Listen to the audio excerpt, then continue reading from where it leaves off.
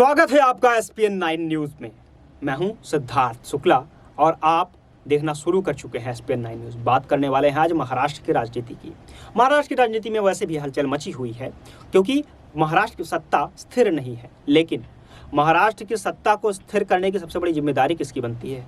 अगर आपसे पूछा जाए तो मुझे नहीं पता कि आपका जवाब क्या होगा, लेकिन महाराष्ट्र की सत्ता में सबसे बड़ी जो ध्रुव का है, जो सबसे बड़ी धुरी है महाराष्ट्र की सत्ता को थामने में, वह है भाजपा की। जी हाँ, भाजपा की। और अब एक ताज़ा खबर सामने आई है। खबर यह है कि महाराष्ट्र के मुख्यमंत्री एकनाथ शिंदे और उप मुख्यमंत्री देवेंद्र फडणवीस ने गृह मंत्री अमित शाह से मुलाकात की है। पिछले कई दिनों से अटकलें लगाई जा रही थी कि देवेंद्र फडणवीस और उनके मुख्यमंत्री एकनाथ शिंदे के बीच में कुछ भी सही नहीं चल रहा है, लगातार एक दूसरे के बीच में खटास है, क्योंकि मुख्यमंत्री का पद एकनाथ शिंदे को दे दिया गया है और इससे देवेंद्र फडणवीस के अंदर काफ़ी ज़्यादा तिलमिलाहट है, यूँ कहिए कि आपस में वैमनस्यता है। लेकिन अमित शाह से इस मुलाकात के बाद अब यह संभावना जताई जा रही है या कयास लगाए जा रहे हैं कि मंत्रिमंडल में विस्तार की पूरी संभावना है।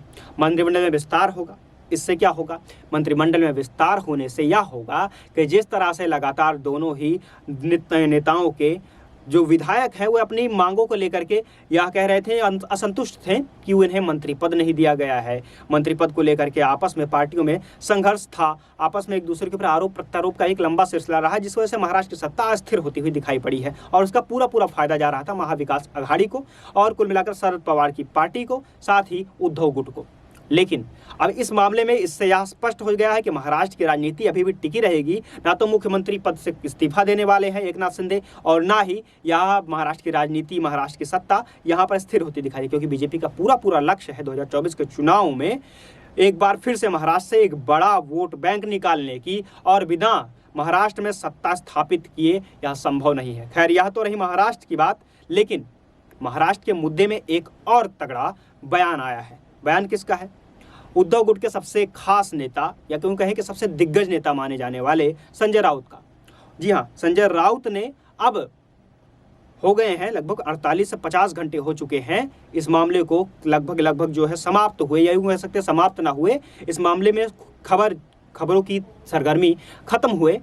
हम बात कर रहे हैं उड़ीसा बालासोर की ट्रेन हादसे की घटना। अब जाकर के संजय राउत ने इसके ऊपर केंद्र सरकार को घेरा है। उन्होंने कहा है कि इसका जिम्मेदार कौन है। महाराष्ट्र के दिग्गज नेता ने इन्होंने कहा है कि आखिर इस मुद्दे पर सबसे बड़ी जिम्मेदारी किसकी बनती है?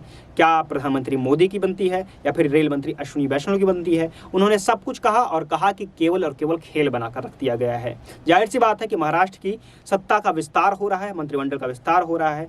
मिर्ची लगना स्वाभाविक है और मिर्ची लगनी भी चाहिए, क्योंकि सत्ता उद्धव गुट से हाथों से छीन ली गई है और एकनाथ शिंदे लगातार अपने पार्टियां कर रहे हैं, पार्टियां मतलब अपनी पार्टी के कार्यक्रमों को संबोधित कर रहे हैं और लगातार अपनी पार्टी की रणनीतियों को आगे बढ़ा रहे हैं।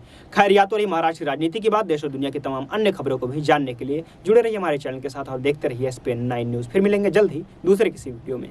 धन्यवाद।